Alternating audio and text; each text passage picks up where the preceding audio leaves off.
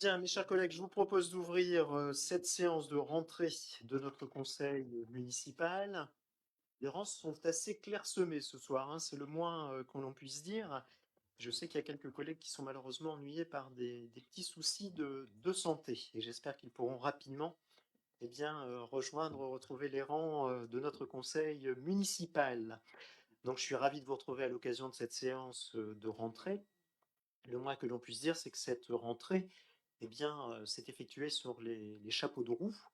Alors bien évidemment, quand on évoque la rentrée, on pense bien sûr rentrée scolaire.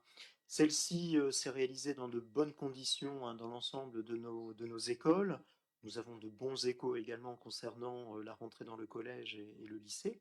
Je voudrais donc remercier l'ensemble des équipes qui ont fait en sorte que cette rentrée se passe bien sûr à l'ensemble de nos personnels qui sont présents dans les écoles. Hein.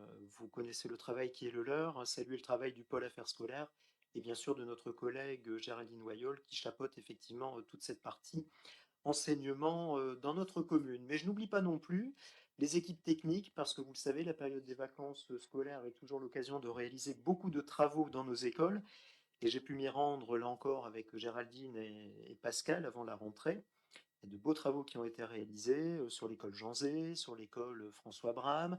Nous avons terminé la rénovation des classes hein, sur l'école Suzanne Blin et nous allons donc bien évidemment poursuivre notamment la rénovation de la totalité des salles de classe sur l'école François Brame puisque c'est un chantier qui vient de démarrer.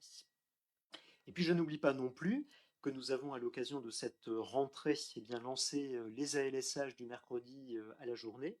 Et là encore, hein, c'est un engagement que nous avions pris et que nous avons relevé là encore avec Martine et l'ensemble de nos équipes. L'objectif est atteint puisque aujourd'hui nous avons atteint le plafond que nous nous étions fixés sur les deux catégories d'âge. Nous avons même d'ailleurs quelques enfants sur liste d'attente.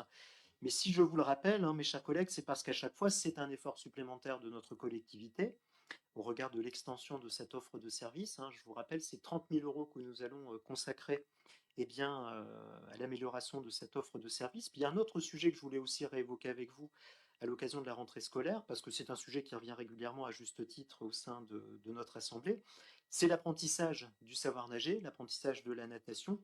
Et vous rappelez que nous allons accompagner 6 écoles durant cette année scolaire, alors qui iront bien sûr sur le centre nautique de Lens, mais c'est une quarantaine de classes que nous allons accompagner tout au long de l'année scolaire. Et là encore, hein, c'est un coût de 30 000 euros que nous consacrons au savoir nager pour les enfants, en attendant bien sûr, on y reviendra d'ailleurs ce soir, en attendant bien sûr l'ouverture de notre future piscine municipale.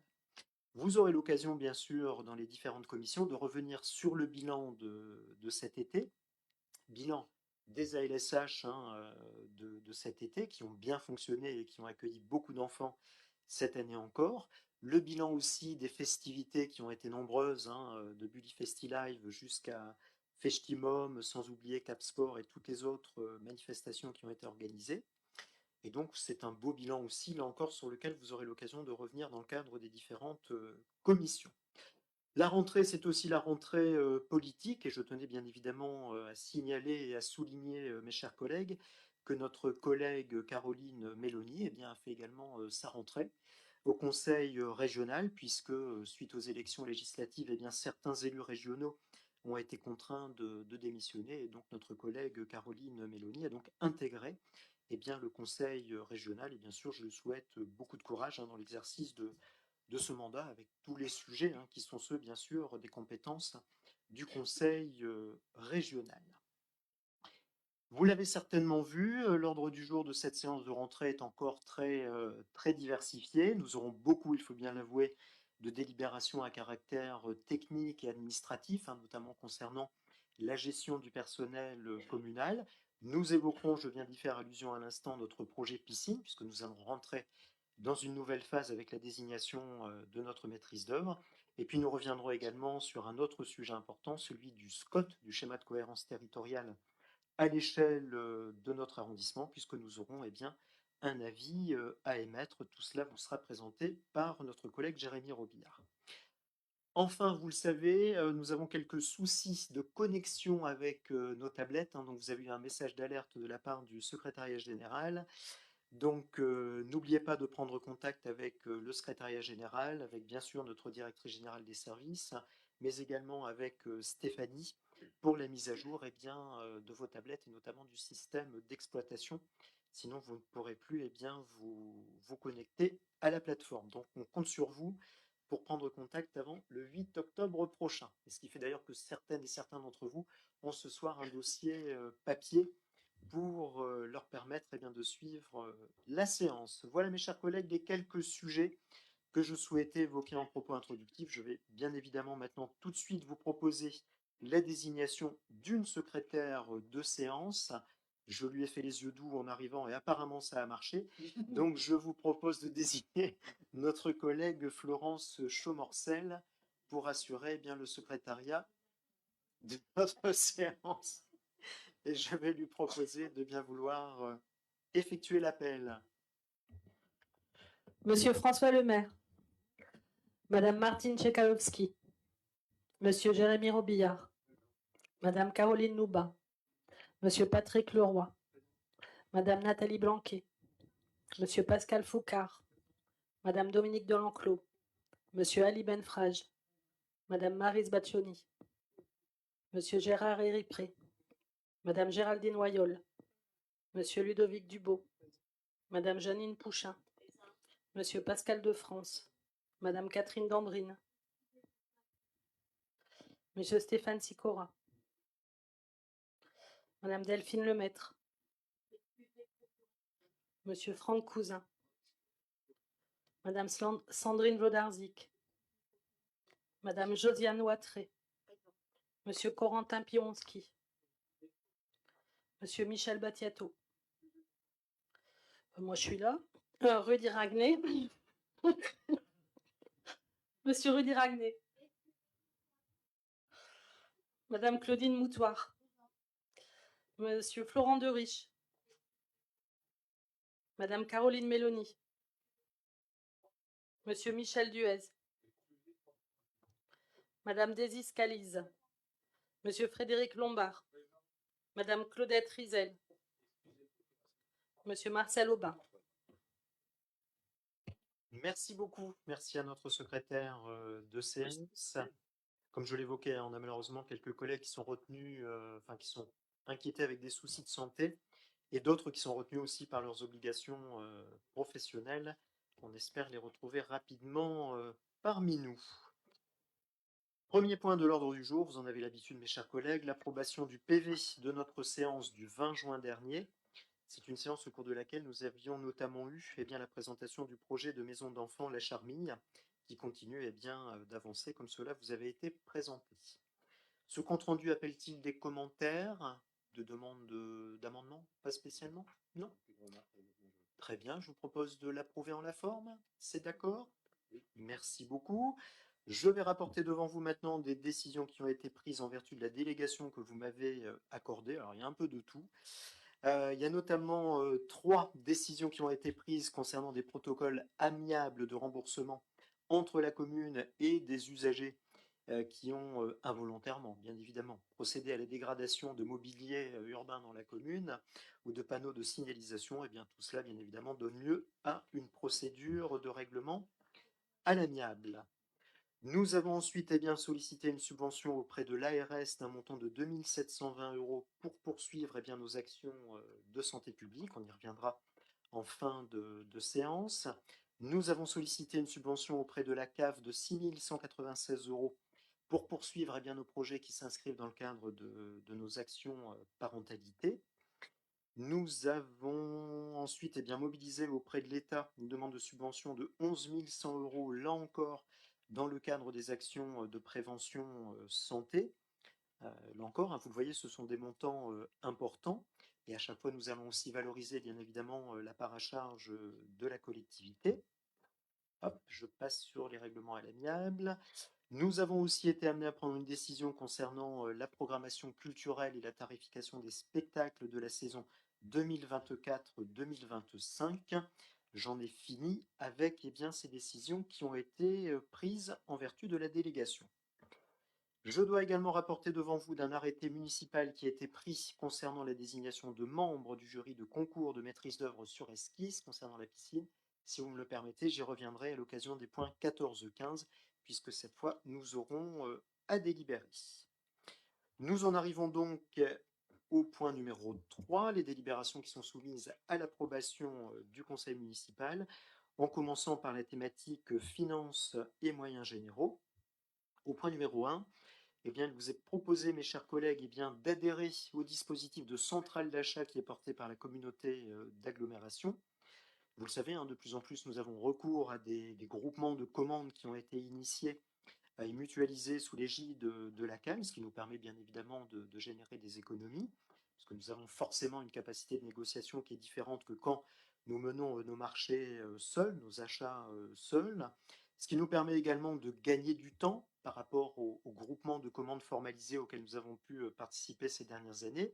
Donc c'est incontestablement ce que va nous procurer la création de cette centrale d'achat communautaire, qui va pour autant nous laisser toute la souplesse et toute la liberté d'y recourir ou pas. Donc ça restera effectivement un choix de la commune, hein. Je pense que vous l'avez vu dans les conditions générales qui étaient annexées à la délibération, c'est le choix volontariste de la collectivité. Qui plus est, l'adhésion est gratuite, elle est valable pour un an avec une tacite reconduction. Elle couvre tous les champs qui sont ceux de la communauté d'agglomération et qui sont les nôtres, bien évidemment des marchés de travaux, des marchés de fournitures et des marchés de services. Il vous est donc proposé, mes chers collègues, d'approuver les termes des conditions générales de recours à la centrale d'achat communautaire, valant convention d'adhésion, de m'autoriser à signer la convention d'adhésion à cette centrale d'achat communautaire, et puis bien évidemment la décision de recourir au service de la centrale d'achat. Tout cela vous est bien évidemment précisé dans les conditions générales de recours. Est-ce que c'est un avis favorable? Oui, monsieur le maire. Oui, à l'unanimité. Merci. C'est très administratif, hein, mais c'est important effectivement pour le fonctionnement de nos différents services et les achats auxquels nous procédons. Je vais me permettre, mes chers collègues, de lier la présentation des délibérations 2 à 6, puisqu'elles concernent le personnel communal, et très concrètement, il s'agit de créer des emplois permanents au tableau des effectifs. Alors, il ne s'agit pas de dépenses nouvelles, puisque ce sont des postes qui existent d'ores et déjà, mais je vous propose de pérenniser certains de ces postes et surtout de permettre à certains agents d'avoir une situation beaucoup plus stable, puisqu'actuellement ils bénéficient d'un statut de contractuel.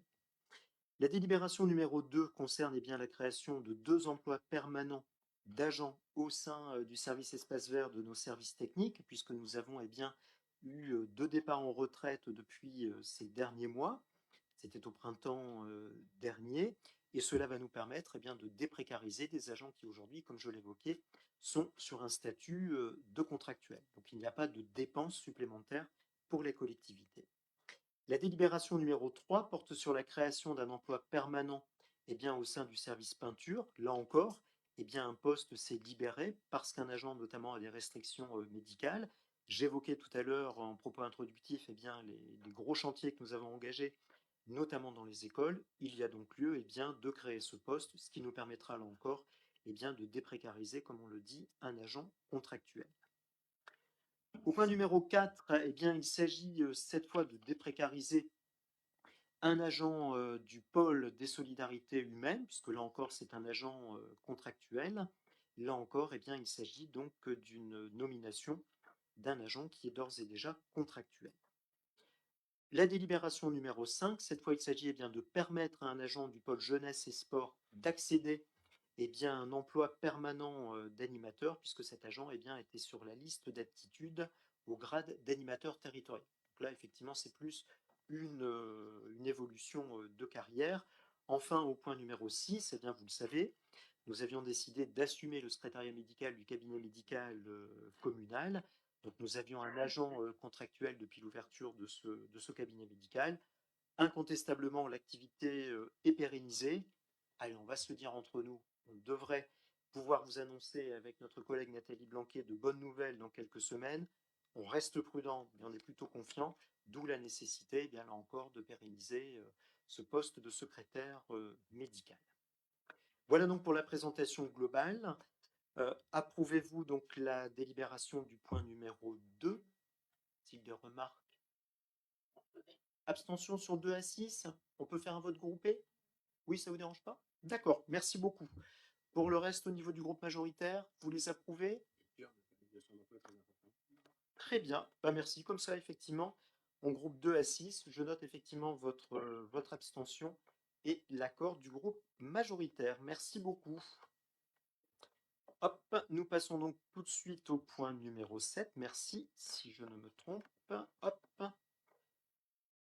Alors là encore, hein, c'est du pur formalisme, puisqu'il nous a été demandé d'actualiser notre délibération du 13 avril 2018.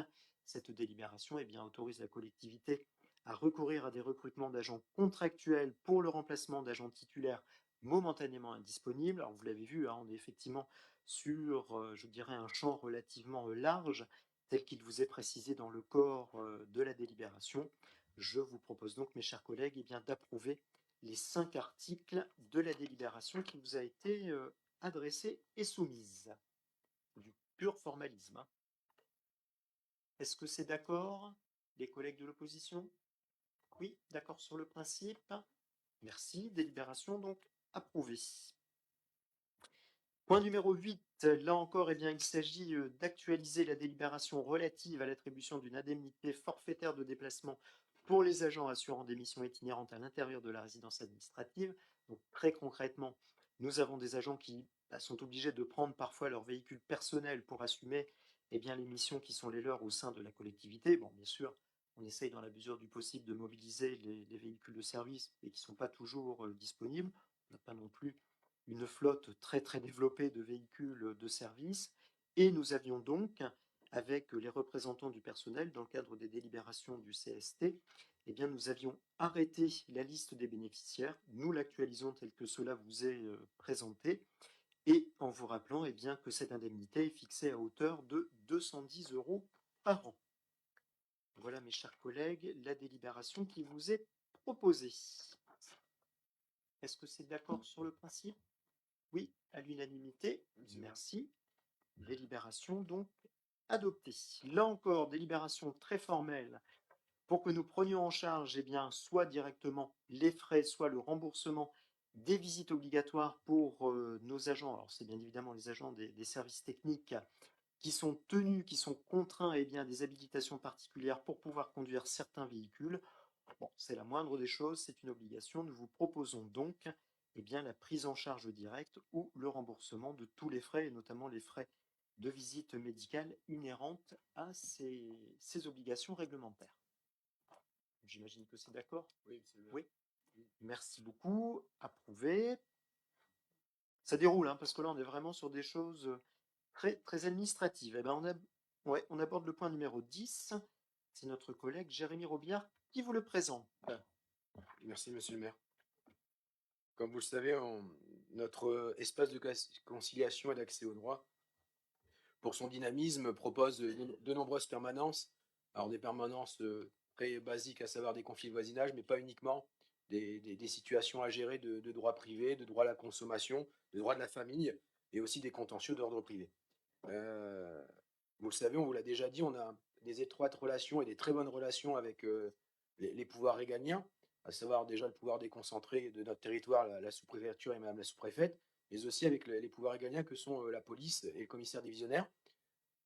Au travers de cette délibération ce soir, il vous est proposé d'asseoir encore plus de manière prégnante notre partenariat cette fois-ci avec la justice et de proposer, si vous l'acceptez, que les cadres puissent recevoir également des permanences du service pénitentiaire d'insertion et de probation. Actuellement, ce service tient ses permanences sur Lens et ce service fait des suivis de courtes peines ou des fins de peine d'emprisonnement et donc suit son public. Comme je viens de vous le dire, ce service se tient à Lens, or sur notre canton, des personnes sont concernées. Nous avons fait le choix, si vous l'acceptez ce soir, de mettre à disposition de manière gratuite un bureau, un espace de conciliation d'accès au droit. Cela nous permettra bien évidemment d'avoir et de connaître le public cible et également d'avoir un suivi. Il y a une cohérence de cette démarche au regard de notre cellule de veille et du travail que l'on peut faire étroitement avec Madame la sous-préfète, le commissaire divisionnaire et le procureur de la République.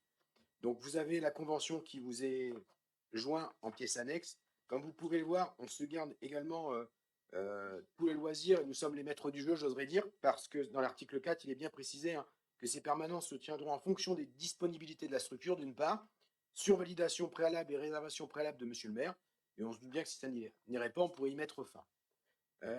Si donc vous l'autorisez ce soir, si cette délibération est validée, vous autorisez monsieur le maire à signer la présente convention. Je vous en remercie. Merci beaucoup. Vous avez compris tout l'intérêt, effectivement, de cette convention. Est-ce que c'est un avis favorable? Je vous en prie. Je tiens à attirer votre attention sur un enjeu crucial, la sécurité au sein de notre structure d'accès aux droits, en particulier pour l'accueil de la permanence PIP. Je vous rappelle ou vous donne les missions du service pénitentiaire d'insertion et de probation sont d'assurer le contrôle des personnes placées sous main de justice, sortant d'incarcération avec contrôle judiciaire ou personnes ayant été condamnées à une peine aménagée avec ou sans bracelet électronique, en milieu ouvert ou fermé, centre de détention. Prévenir la récidive, favoriser la réinsertion des personnes condamnées, le SPIP, les conseillers, concurrent à l'individualisation des peines privatives de liberté et à la préparation de décisions de justice à caractère personnel. Notre structure doit garantir un environnement sûr pour tous, y compris les personnes suivies par le SPIP, souvent confrontées à des situations délicates. Or, cette mission de réinsertion et de prévention de la récidive peut engendrer des risques pour les usagers, le personnel et nos administrés. Les usagers de la permanence PIP incluent des personnes sous main de justice confrontées à la précarité sociale, psychologique ou familiale. Leurs trajectoires peuvent les amener à des comportements imprévisibles. Il est donc essentiel de prévenir toute forme d'incident en garantissant la sécurité des usagers et de la structure ainsi que celle des agents qui y travaillent. Toute structure d'accueil du public doit être un lieu sûr où chacun se sent protégé. Si les bénéficiaires du service perçoivent un risque, cela pourrait dissuader les plus vulnérables de venir chercher de l'aide dont il a besoin. Il en va de la crédibilité de notre structure d'accès aux droits. Il doit y avoir 2 salles d'attente distinctes ou au minimum une salle d'attente distincte. Il faut renforcer les mesures de sécurité nécessaires en renforçant la surveillance. La présence de personnel qualifié et habilité est une évidence pour désamorcer les risques potentiels. Mise en place de boutons d'alerte avec un lien avec les forces de l'ordre, personnel formé à l'accueil des publics difficiles et la gestion du stress. Il est également important de reconfigurer les espaces afin de permettre une séparation physique des différentes catégories d'usagers, victimes ou personnes vulnérables. Aucune garantie sur le profil reçu par le SPIP. OQTF, violeurs, pédophiles, etc., etc. Puisque le secret d'anonymat et de la confidentialité du dossier de la personne reçue doit être garanti. Surtout que nous sommes en plan Vigipirate renforcé, il faut donc éviter tout croisement à risque. Les agents de la structure doivent être habilités et formés pour gérer les situations à risque, qu'il s'agisse de reconnaître les signaux de danger ou de savoir intervenir de manière appropriée face à des comportements problématiques. La sécurité est un droit fondamental. En la renforçant, nous protégerons non seulement les usagers, le personnel, mais aussi l'efficacité de la mission du SPIP. Eh bien, alors, soyez assurés que la sécurité de mes agents est une de mes priorités. Et d'ailleurs, nous avons beaucoup investi depuis ces derniers mois et ces dernières années dans la sécurisation, notamment ici de l'accueil en mairie. Deuxièmement, moi je fais confiance aux professionnels du SPIP pour recevoir et nous orienter des personnes qui effectivement ne présentent pas de danger. Maintenant, potentiellement, toute personne, chacun d'entre nous ici peut péter les plombs et devenir dangereux. Parlez-en avec les professionnels de santé, ils vous diront que personne n'est à l'abri d'un pétage de plomb. Donc moi, je fais confiance effectivement aux professionnels du SPIP pour nous orienter des usagers qui pourront être reçus dans ces conditions. Troisièmement, que croyez-vous qu'il se passe aujourd'hui? Nous les recevons. Ces personnes qui sont suivies par le SPIP, nous les recevons aujourd'hui. Nous les recevons au CCAS, nous les recevons dans l'ensemble de nos services. Moi, je les reçois parce que bien souvent, ils viennent me demander un emploi pour bénéficier d'un aménagement de peine, avec ou pas le bracelet électronique. Donc, de toute façon, on est dans une mission d'accueil des usagers, quels qu'ils soient, quel que soit leur parcours. Donc, vous savez, le risque, il existe de toute façon aujourd'hui, mais on fait tout effectivement pour le limiter et pour assurer la sécurité de nos agents.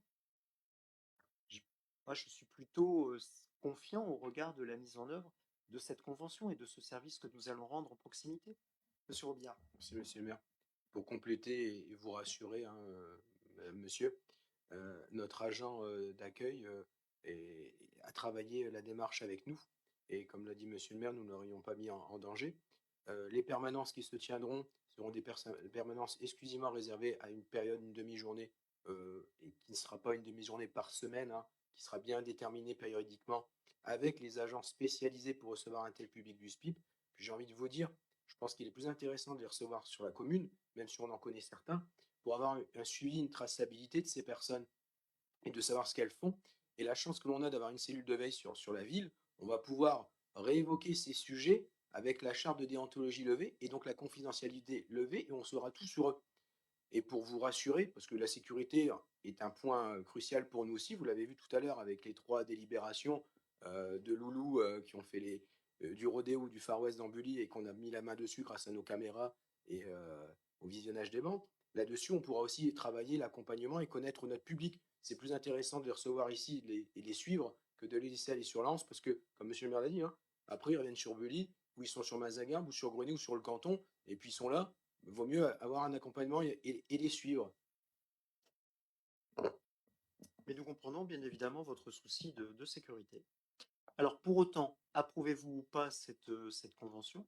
Abstention pour les deux? D'accord? Pour le groupe majoritaire, avis favorable? Oui. Merci beaucoup et on ne manquera pas de vous faire un retour sur la façon dont se passent ces permanences. Merci beaucoup. Nous passons au point numéro 11 dans la thématique ville éducative. C'est notre collègue Martine Tchekalowski qui vous le rapporte. Merci, monsieur le maire. Donc, une modification des critères d'attribution. Donc, chaque année, la ville de Bully-les-Mines attribue des aides à nos jeunes bulligeois âgés entre 16 et 25 ans. En 2023, le contrat enfance-jeunesse a été remplacé par la convention territoriale globale supracommunale, à savoir la CTG. De ce fait, des nouvelles règles éditées dans le cadre de la CTG instaurent deux choses: un nombre d'aides nominatives maximum, à savoir pour Bully-les-Mines 25 stagiaires, et l'enveloppe se définissant comme suit, à savoir 50% de par CAF, 1750 €, évidemment 50% de par ville, 1750 €. Le montant attribué est donc de 140 € pour chaque stagiaire. Au niveau des critères d'éligibilité, il reste inchangé. En contrepartie de cette aide, 7 heures seront demandées aux bénéficiaires dans le cadre d'une manifestation municipale, à savoir Festimum, Semaine Bleue, Semaine de la parentalité, Rue aux enfants, nombre de manifestations. Ils pourront aider nos services. De ce fait, nous vous demandons de valider ces nouveaux critères d'attribution de bourse BAFA BAFD. J'y arrive. Merci beaucoup. Est-ce que c'est un avis favorable? Oui, à l'unanimité. Merci beaucoup. Vous verrez quand même que le 50% entre la CAF et la ville, il est quand même pas tout à fait respecté. Hein. Nous mettons un peu plus que la CAF. Hein. Sûr que notre DGS avait remarqué ça. Merci Madame Tchekalowski. Nous passons à la thématique ville durable avec la délibération numéro 12. C'est notre collègue Pascal Foucard qui vous la rapporte. Merci, monsieur le maire. Pour répondre aux obligations de la réglementation anti-endommagement des réseaux et également pour la sécurité des intervenants, une démarche mutualisée à destination des communes du territoire de la CAL a été inscrite au schéma de mutualisation. Elle a pour objectif de mettre en place des outils mutualisés simplifiant l'exécution et la réglementation. 2 groupements de commandes ont ainsi été lancés en 2021, un groupement de commandes de formation AIPR, qui veut dire autorisation d'intervention à proximité des réseaux, et en 2022, un groupement de commandes portant sur le géoréférencement de l'ensemble des réseaux. Pour faciliter les démarches administratives tout en générant des économies budgétaires, l'étape suivante fut de confier à un prestataire les missions de saisie et envoi des déclarations de travaux, gestion et envoi des récépissés, partage de dossiers, échange des dossiers entre maîtres d'ouvrage, maîtres d'œuvre et exécutants de travaux, dématérialisation des récépissés et des déclarations. Les communes et la communauté d'agglomération ayant les mêmes besoins, l'accès à cet outil nécessite un accord liant les bénéficiaires par le biais d'une convention de mise à disposition. Cette convention arrivant à son terme le 30 novembre 2024, il est proposé de la renouveler pour une durée de 4 ans. Considérant que la mutualisation de la commande publique constitue l'une des thématiques prioritaires retenues dans le cadre du premier volet du schéma de mutualisation entre les 36 communes adhérentes et la communauté d'agglomération de Lens-Liévin, que compte tenu d'un besoin commun entre la communauté d'agglomération et les communes volontaires, il a été proposé la signature d'une convention de mise à disposition de biens pour l'accès à un service Internet de traitement et de gestion des obligations liées à la réglementation relative aux travaux à proximité des réseaux. Je vous propose d'autoriser Monsieur le maire à signer la convention de mise à disposition de biens pour l'accès à un service Internet et de traitement et de gestion des obligations liées à la réglementation relative aux travaux à proximité des réseaux et de prendre acte que le remboursement des frais de fonctionnement du service s'effectuera par l'émission de titres de recettes à l'encontre de la commune sur la base du contrat de service rattaché. Merci Pascal, là encore, hein, nous sommes dans le cadre du schéma de mutualisation entre la communauté d'agglomération et nos communes. Est-ce que c'est un avis favorable à l'unanimité? Très bien, je vous en remercie. Donc la délibération est adoptée. Je vous propose de passer au point numéro 13, le schéma de cohérence territoriale. C'est notre collègue Jérémy qui vous la rapporte. Merci, monsieur le maire. Le schéma de cohérence territoriale régit notre territoire. Quand je dis notre territoire, c'est le territoire de Lens-Liévin et Nacarlan. Ce schéma est habituellement appelé SCOT. Je pense qu'il est plus connu sous ce nom de SCOT. Et c'est un document stratégique de planification urbaine, mais aussi un rôle politique majeur parce qu'il écrit un projet de territoire. Notre SCOT actuel a pris de l'âge, il a 16 ans depuis sa mise en approbation en 2008. Et aujourd'hui, bien évidemment, comme tout document de planification, comme un PLU, il nécessite un toilettage, je dirais même profond, à savoir un nouveau SCOT et une élaboration d'un nouveau document stratégique.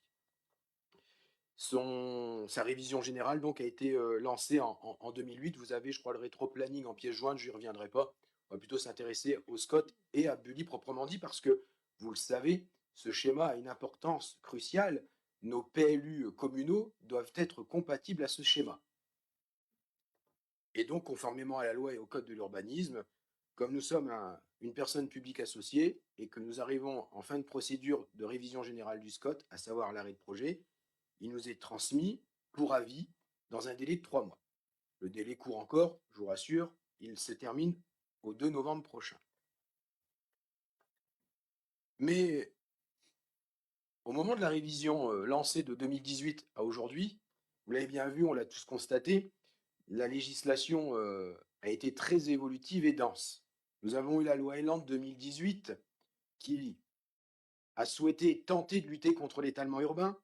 Nous avons eu plus récemment la loi APER sur l'accélération des énergies renouvelables de mars 2023 et surtout, on en a entendu beaucoup parler, la loi climat et résilience, plus communément appelée la loi de la zéro artificialisation nette de août 2021 qui a subi un toilettage et un assouplissement en janvier 2023.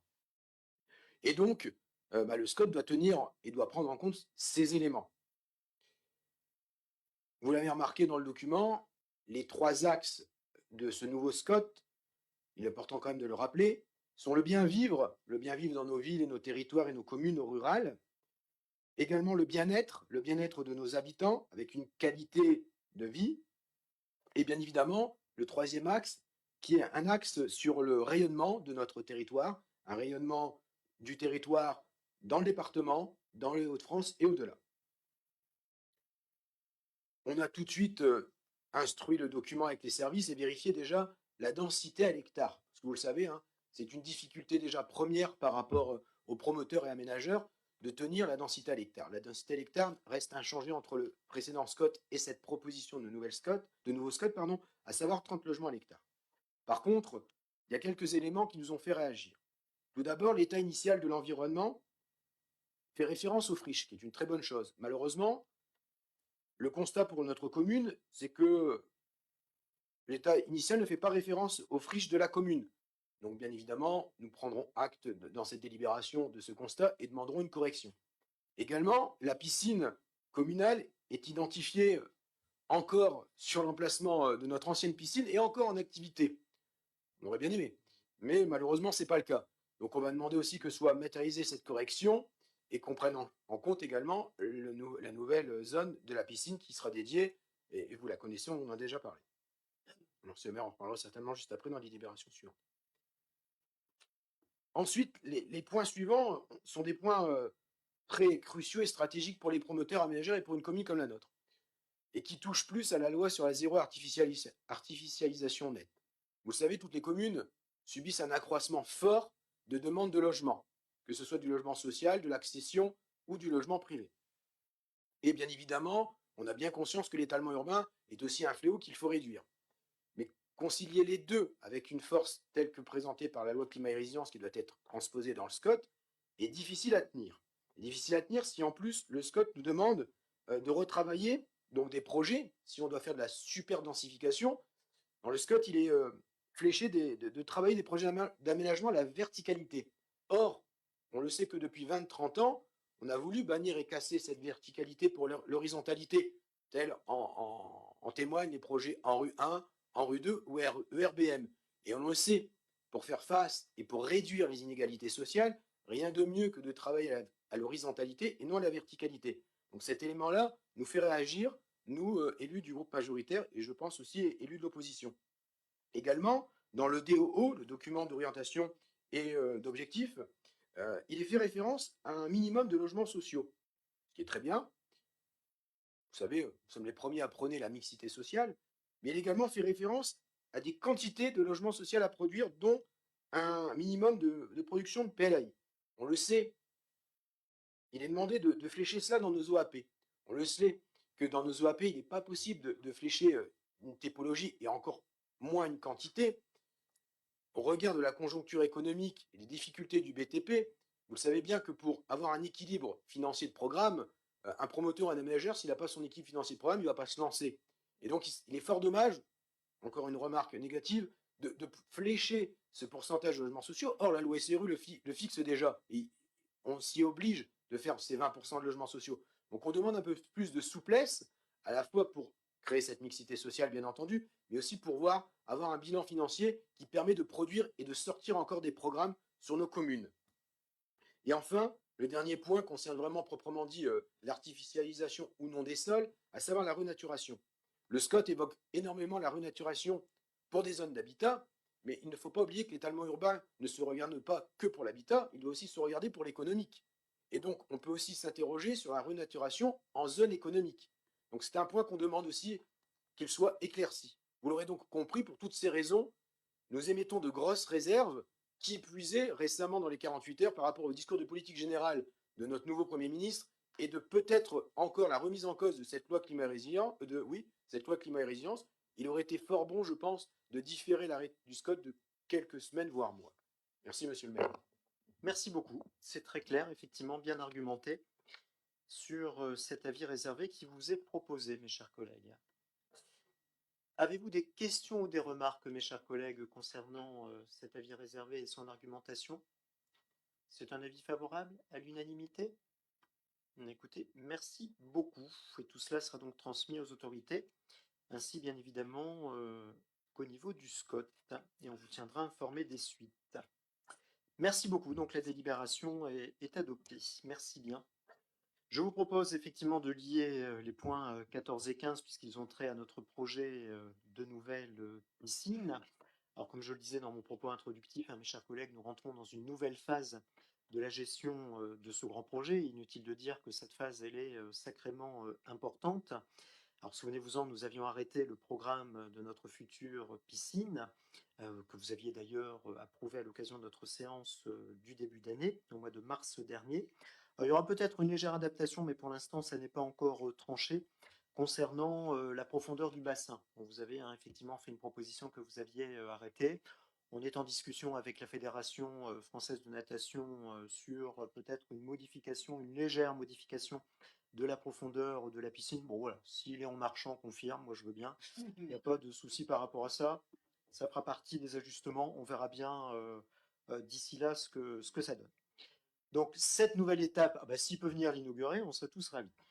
Cette nouvelle étape, bien évidemment, c'est la désignation, je l'évoquais, de l'équipe de maîtrise d'œuvre, et c'est donc tout particulièrement de l'architecte et du bureau d'études qui travaillera à ses côtés, qui va traduire le programme que nous avons adopté en infrastructure et bien évidemment en bâtiment, avec l'approche architecturale qui nous sera proposée. Tout cela doit se faire bien évidemment dans le respect du code de la commande publique et en tenant compte bien sûr du code objectif de cette opération, ce qui nous oblige à recourir à un jury. Ce qui vous est proposé, mes chers collègues, c'est de créer une commission d'appel d'offres spécifique, ad hoc, comme le veut la terminologie administrative, et tel que le prévoit le Code général des collectivités territoriales. Concrètement, il vous est proposé de composer cette commission de cette façon. Elle a bien sûr un collège représentant le conseil municipal, un collège des élus, avec son président, je suis président de droit, ainsi que 5 membres titulaires et 5 membres suppléants désignés en tenant compte bien évidemment de la représentation du conseil municipal. Donc 4 élus majoritaires et un élu d'opposition. Bien sûr, ça vaut pour les titulaires et ça vaut pour les suppléants.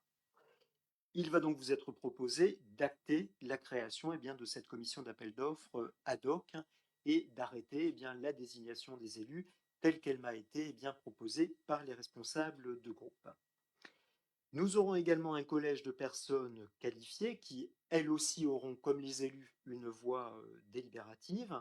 En l'occurrence, il s'agit de personnes qui ont des compétences dans ce domaine, donc un architecte, en l'occurrence un architecte du CAUE, c'est une structure que vous connaissez, d'un économiste en construction, ça nous sera bien évidemment important, ainsi que d'un ingénieur fluide au regard bien sûr des enjeux énergétiques de ce futur équipement. Ces personnes qualifiées doivent être indemnisées et sont donc là encore un des points qui est évoqué dans les délibérations qui vous sont soumises. Enfin, il y aura lieu de constituer un collège de personnes invitées qui cette fois auront une voix consultative. Donc là encore, vous en avez la composition dans l'arrêté que j'évoquais en début de séance. Donc là encore, nous avons fait appel à des personnes qui ont des compétences dans le domaine de la construction d'un équipement comme celui-là, notamment notre maître nageur. Il est important d'avoir son avis sur ce sujet ô combien technique. La délibération donc du point numéro 14 vous propose, mes chers collègues, d'arrêter la constitution de cette commission ad hoc et de désigner les membres suivants. En membres titulaires, Madame Caroline Louba, Monsieur Jérémy Robillard, Monsieur Pascal Foucard, Monsieur Patrick Leroy et Madame Caroline Méloni. En membres suppléants, Monsieur Ludovic Dubo, Madame Martine Tchekalowski, Monsieur Rudy Raguenet, Madame Géraldine Noyol et Monsieur Frédéric Lombard. Et bien sûr de m'autoriser à signer tous les actes et documents nécessaires à l'exécution de la présente délibération. La délibération du point numéro 15 va cette fois vous proposer d'arrêter les modalités du concours de maîtrise d'œuvre. Donc on est parti sur ce qu'on appelle un concours restreint sur esquisse plus, c'est-à-dire qu'on va demander un travail très abouti aux candidats qui seront sélectionnés. Donc là encore, conformément au code de la commande publique, ce concours aura lieu en 2 phases. Une première phase aura pour objectif de sélectionner les candidats qui seront admis à concourir. Donc on a fixé de 1 à 3 le nombre de candidats qui seront amenés à concourir. Bon, 1 ce serait assez stupide, on en a bien tous conscience. Et donc, je peux vous dire qu'actuellement, on a beaucoup de dossiers qui sont retirés par des candidats potentiels. Après, on verra s'ils concrétisent ou pas eh bien, leur candidature. Et bien évidemment, vous l'avez compris, dans un deuxième temps, eh bien, nous sélectionnerons eh bien, les lauréats, et là encore, le lauréat au final, en fonction eh bien, des copies qui nous seront remises, de l'analyse qui sera faite des propositions, ainsi bien sûr eh bien, que du dialogue qui s'instaurera entre les membres du jury et les 3 candidats, a priori 2 ou 3 candidats qui auront été retenus. Cette délibération aussi eh bien, instaure le montant de la prime auquel peuvent prétendre les candidats qui auraient été admis à concourir. Donc là, tout cela est fixé par la réglementation, hein, bien évidemment, ce n'est pas à la tête du client. Et le montant de la prime, bien évidemment, est assez élevé. Il est de l'ordre de 40 000 € hors taxe. Et vous l'avez bien compris, ce que nous allons demander aux candidats, c'est déjà un projet qui sera très très abouti. Ces 40 000 € hors taxe seront déduits, bien évidemment, des honoraires du candidat qui aura été retenu in fine. Et tout ce travail va donc nous mener eh bien, jusqu'au printemps prochain, puisqu'il va y avoir eh bien, tout ce travail d'analyse, donc de sélection des candidats, et ensuite eh bien, de sélection du candidat final. Cette délibération vous propose donc, mes chers collègues, d'autoriser le lancement du concours restreint de maîtrise d'œuvre sur Esquisse Plus, de valider là encore la composition du jury de concours, hein, c'est la fameuse commission ad hoc, d'approuver le montant de la prime à hauteur de 40 000 € hors taxe, d'approuver la rémunération des personnalités qualifiées, hein, je vous renvoie à l'arrêté que j'ai pris en ce sens, à raison d'un forfait de 400 €, toutes taxes comprises par journée de présence, et comprenant donc l'indemnisation des frais kilométriques, d'autoriser la possibilité de désigner un huissier de justice afin de garantir l'anonymat des projets qui auront été reçus. Ce n'est pas imposé, mais je vous propose bien évidemment d'y recourir pour, comme c'est indiqué, eh bien, de garantir la totale neutralité eh bien, de la démarche, et là encore, bien évidemment, de m'autoriser à signer eh bien, toute pièce, tout document inhérent à cette présente délibération. Voilà, mes chers collègues, c'est un peu lourd, un peu dense, très administratif, mais c'est important pour nous pouvoir engager eh bien, cette nouvelle phase de façon la plus sereine et la plus sécurisée possible. Avez-vous des questions ou des remarques? Non? C'est bon pour vous? Non? Je vous propose donc d'adopter la délibération du point numéro 14. C'est d'accord pour l'ensemble des membres du Conseil? Merci beaucoup, à l'unanimité, ainsi que celle, j'imagine, du point numéro 15, l'unanimité également? Très bien, merci mes chers collègues pour cette unanimité. Donc vous l'avez bien compris, là encore on reviendra régulièrement vers vous pour faire un point d'avancement, bien que là on sera soumis aussi eh bien, à la confidentialité des débats du jury. Merci beaucoup, on passe à la thématique aménagement et grands projets. C'est notre collègue Jérémy Robillard qui vous présente la délibération du point numéro 16. Merci, monsieur le maire. La cité des brebis, le hameau des brebis, plus précisément la résidence Océane, poursuit sa mutation, vous l'avez vu, hein, pour ceux qui ont pu passer sur le secteur, hein, avec ce pari hein, que nous avons tenu et réussi, à savoir recréer du l'olib de constructeur dans ce quartier QPV. C'était un pari osé, un pari réussi. Ça fait plaisir même de voir ces primo-accédants pouvoir accéder à la propriété avec un petit terrain et une belle petite maison. Pour ce faire, donc vous avez le plan de situation qui est diffusé sur les écrans. Pour ce faire, donc cette deuxième zone du hameau des brebis en jaune, c'est découpé en 2 temps, hein. Une première phase de 11 lots, puis une deuxième phase de 10 lots, avec une voie pénétrante au centre, en sens unique, du côté sud vers le nord, hein, là plutôt de l'ouest vers l'est. Et donc, il fallait dénommer cette voie. Il vous est proposé ce soir de nommer cette voirie Georges Héripré, cette grande figure de buligeoise. Georges a été mineur sur la commune et a passé toute scolarité d'abord sur la commune avant de devenir mineur, puis a rejoint l'usine de Mazagarbe. Et c'est en 1942 que Georges a décidé de rejoindre le mouvement de la résistance dit la Voie du Nord. Et dans ce mouvement, pendant la Seconde Guerre, il a participé à 5 sabotages sur le territoire, dont principalement le sabotage du chemin de fer de Bully, mais aussi des sabotages sur des transports d'artillerie allemands, sur des convois ferroviaires installés à l'usine de Mazagarbe, et aussi sur un sabotage sur l'axe routier d'Aix-Moulette. Georges était donc une grande figure de Bully et avec de grands talents. Il a été ici grand musicien et trompettiste dans le conservatoire. Pour toutes ces raisons et pour rendre hommage à notre grande figure bulligeoise, Monsieur le maire avait déjà pu évoquer Georges lors de la dernière commémoration à la rentrée dernière. Il vous est proposé, mes collègues, de proposer cette voirie et la dénommer Georges Héripré. Bien évidemment, nous avons reçu l'aval de la famille pour pouvoir vous proposer cette dénomination. Merci, Monsieur le maire. Merci Jérémy, comme tu l'évoquais, effectivement ça a du sens en cette année de 80e anniversaire de la Libération. J'imagine que c'est un avis favorable, en plus on est à proximité de la rue Françoise Goulois, donc ça a effectivement du sens. C'est d'accord mes chers collègues, à l'unanimité? Merci beaucoup, donc vous serez conviés bien évidemment dans quelques semaines à l'officialisation de la dénomination de cette nouvelle voirie avec la famille, les descendants de Monsieur Georges Héripré. Merci beaucoup. Nous passons aux informations diverses. Il n'y a pas grand-chose. Vous l'avez vu, je rapportais devant vous un arrêté d'interdiction d'utilisation du stand de tir la semaine prochaine. Pourquoi? Parce que nous sommes en pleine semaine bleue, mes chers collègues. Et la semaine prochaine, nous avons ces deux grands rendez-vous. Tout d'abord, le repas dansant jeudi prochain. Donc, il est temps de réviser vos pas de danse, mes chers collègues. Je suis bien mal placé pour vous inviter à répéter. Et puis nous aurons bien évidemment samedi prochain le goûter spectacle, là encore rendez-vous traditionnel, et notre collègue Ali Benfrage nous disait en début de semaine qu'il y avait beaucoup d'inscrits, notamment sur le repas dansant, on a augmenté sérieusement le nombre d'inscrits, tant mieux. Nous sommes également dans la période d'Octobre Rose, on a évoqué les actions de santé publique pilotées par notre collègue Nathalie Blanquet et son équipe. Donc on a beaucoup là encore de temps forts qui vous seront proposés dans les prochaines semaines. On a la vente d'objets qui a commencé aujourd'hui au profit de la Ligue contre le cancer sur le marché. Nous aurons un stand dans 2 semaines également à nouveau sur le marché. On aura une opération ciblée le samedi 26 octobre. On aura une journée complète avec différents stands qui seront proposés. Et là encore, de la vente d'objets destinés à la Ligue contre le cancer.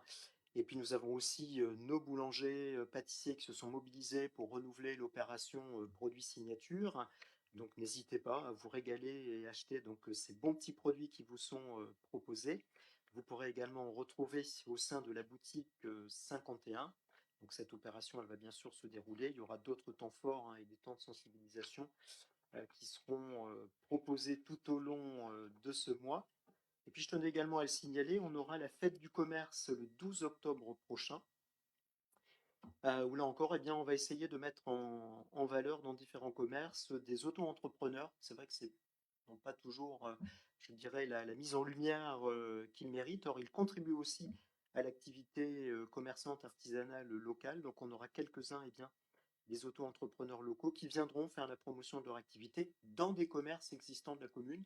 Donc, ils pourront bénéficier du flux que génèrent ces différents magasins. Bon, en plus, c'est des magasins bien connus de la commune.